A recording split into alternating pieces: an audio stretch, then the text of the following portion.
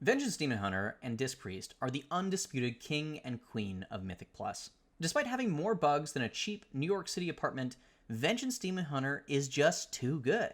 It doesn't matter if its mitigation is based on RNG, doesn't matter how much damage it does, doesn't matter if it holds threat. It's king because of its utility, specifically because of Sigil of Silence. During a brief period of madness in Dragonflight, Vengeance Demon Hunter actually had 2 charges of this crazy busted ability. It made all other tanks obsolete. So why is Sigil of Silence so good? You might be thinking, well, it's because it silences the mobs, right? No, wrong. It's because it interrupts the mob. And now this might sound like a pedantic difference, but it isn't. Silence prevents mobs from casting. Interrupts put their cast on cooldown. Now, take Operation Mechagon Workshop as an example. When you pull this first room and you lust it, the bomb tonks come together and they begin a countdown until they begin to cast Detonate. What you do in this pull is you sync the cast with Chaos Nova, and then once they recast as a group, you send Sigil of Silence so that way it interrupts them, putting their cast on a 21-second cooldown. Those mobs that are not interrupted by the cast are silenced, and at the end of the silence, they just start their cast again. But every other bomb tonk is currently on cooldown, and it is no longer a threat. This is a core ability required in a tank in Mythic Plus. It makes pulling casters much safer, which means that Vengeance Demon Hunter will always bring better utility to the group that ultimately affects survival. In the exact same way that every tank has a taunt, I think that every single tank in Mythic Plus needs a Sigil of Silence equivalent. Without it, Vengeance Demon Hunter will continue to be too powerful, and that's not even taking raid buffs into consideration. So, if that's the solution, here is how I go about suggesting that we do that. Take, for example, Prot Warrior. Prot Warrior already has access to an equivalent to Sigil of Silence in the form of the talent Disrupting Shout. Basically, it turns Prot Warrior's AoE taunt into an AoE interrupt. This is really good. This is one of the reasons why we see Fizz comps continue to rise with Prot Warriors leading them.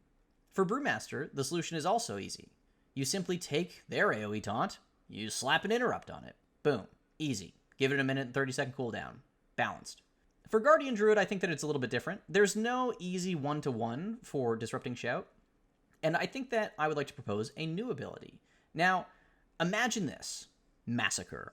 You charge towards your target, you pick them up in the air, and then you slam dunk them in an area of your choosing, interrupting all mobs around them. Why not? Sounds sick, fixes some of Guardian Druid's mobility problems, and on top of that, you have a sweet new ability that is an AoE taunt and an AoE interrupt, making them much more viable. Blood Death Knight. Now, I think that the best solution here is to just slap an AoE interrupt on Bone Storm, but I don't know a ton about Death Knight, so I'm just going to offer that as an example. There might be a better solution that somebody has in the comments. Now, Prot Paladin, the final one. The choice here is obvious. The only real change that needs to be made to this ability is to guarantee the interrupt in a certain radius around the Paladin in addition to the Avenger shields that it sends out. Right now, it's a pseudo AoE interrupt, and I think that a little bit of guarantee would go a long way. Additionally, we may want to decouple the AoE taunt from Paladin's bubble and include it in this ability so it is more consistent with the proposed changes for the other tanks. On the surface, it may seem unintuitive to include an AoE taunt and an AoE interrupt in one ability, so why am I proposing that we put them together? I don't think that just because Prot Warrior does it, that means it's the best reason to do it. I have 3 reasons. The first is synergy. Interrupted mobs are immediately going to start meleeing, and it is important that they melee the tank. In the ideal use case, these 2 concepts go together like peanut butter and jelly. Secondly, button bloat. Tanks already have a lot of buttons. I'm not suggesting we bloat every tank's kit, and I'm minimizing the demand on everyone's available keybinds by putting the 2 together. And thirdly, combined power budgets create choices. If the tank needs to press their button to AoE taunt off the Rep Paladin, that means that they don't have it to control the pack.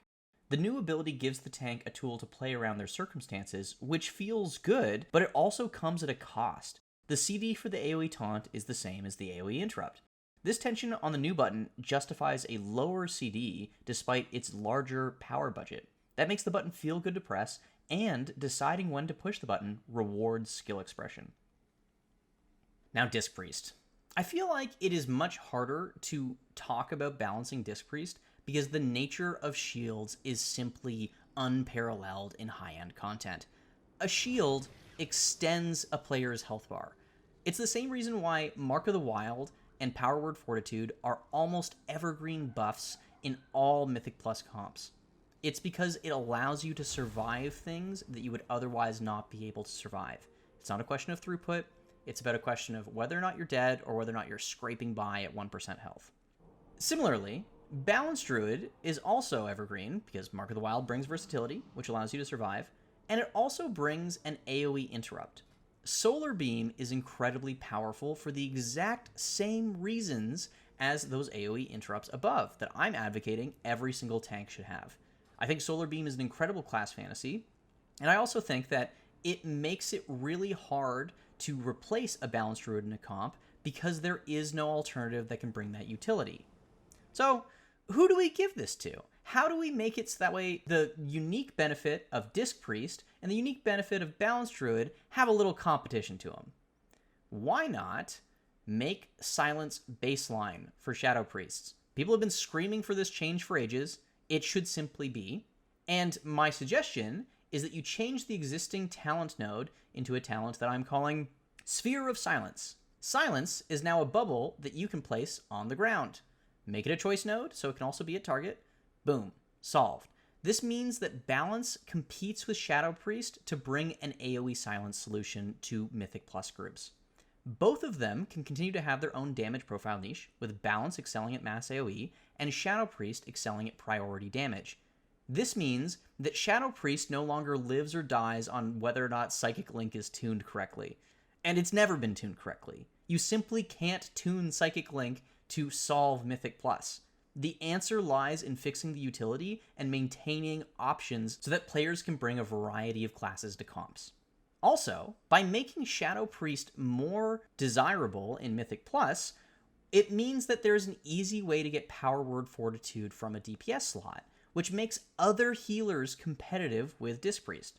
Now, you might be thinking, wait a minute, yeah, Disc is overpowered in M+, but it's not Power Word Fortitude that's allowing them to survive greater hits. If so, we'd see a lot of Holy Priests doing Mythic Plus. It's the shields extending the health bar a significant margin. And you know what? You're right. I love Disc's identity as a shield healer. I think it's awesome. I was an original Spirit Shell stan. I also understand that it's bad for the game. I do.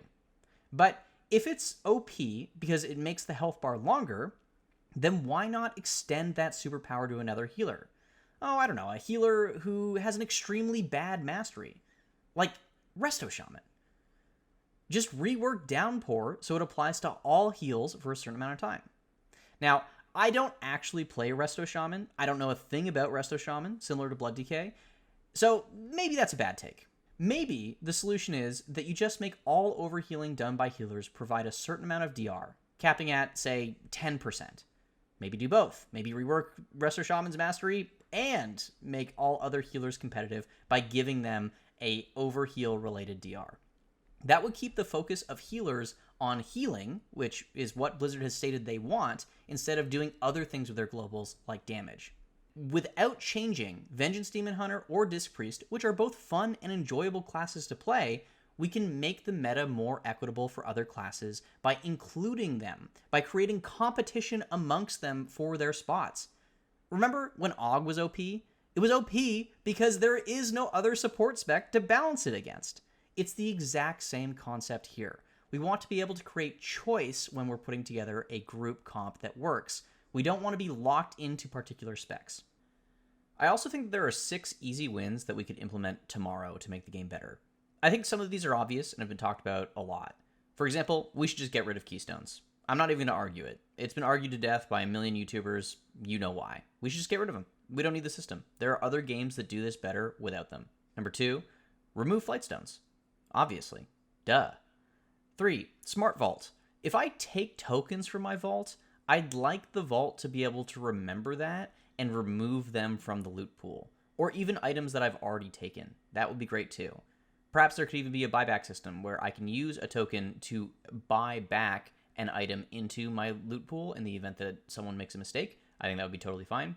I think that Augment Runes should drop from Keystones 12 and up. I think it gives players that are pushing difficult content an affordable and accessible way to be able to use the best of consumes. I think all defensives should be taken off of the global cooldown and they should be castable while casting. I think that it is incredibly punishing for uptime spec. I think that it just feels incredibly bad.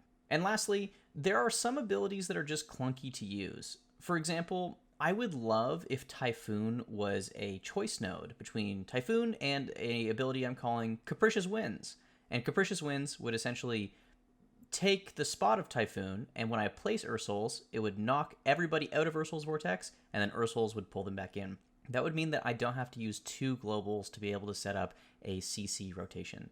I think that Hunters could also benefit from this with something called Shrapnel Shot, where they would choose between Explosive Shot and Shrapnel Shot, where Shrapnel Shot would do the exact same thing as Explosive Shot, but it would also cast Binding Shot at the same time, instantly activating the binding. I think that that is just a very easy way to improve the quality of life for players of all sorts of specs. This is my take on how we can improve the game, and I've probably got a few things wrong, but I think it's important that as a community we discuss new ideas and propose system-level changes that actually address ongoing balance issues. We shouldn't just be buffing and nerfing Psychic Link over again, trying to find the sweet spot. I've received quite a few questions about whether or not I'm going to put out another video and spreadsheet about cutting-edge guilds from this tier, Liberation of Undermine, and I do want to just take the opportunity to confirm that I have a video in the works, and I'm hoping to drop that before the new patch. Additionally, I have two more upcoming projects where I dissect what makes a good UI, and why my UI sucks, and a For Fun series, where I go back to playing Guardian Druid for a little bit. Honestly, I don't really care if you like this video, but I really do want you to help me champion some of these ideas so that we can improve World of Warcraft. And if being a YouTuber is about anything, it's about having people parrot your opinion over and over again. And I legitimately believe in these ideas. I think that this would make the game a better place, and I really want that, not just for you, but for me. I am self-interested in this. I want the game to be better balanced, and I want there to be equity between people that love different classes for different reasons. All right, see you guys later.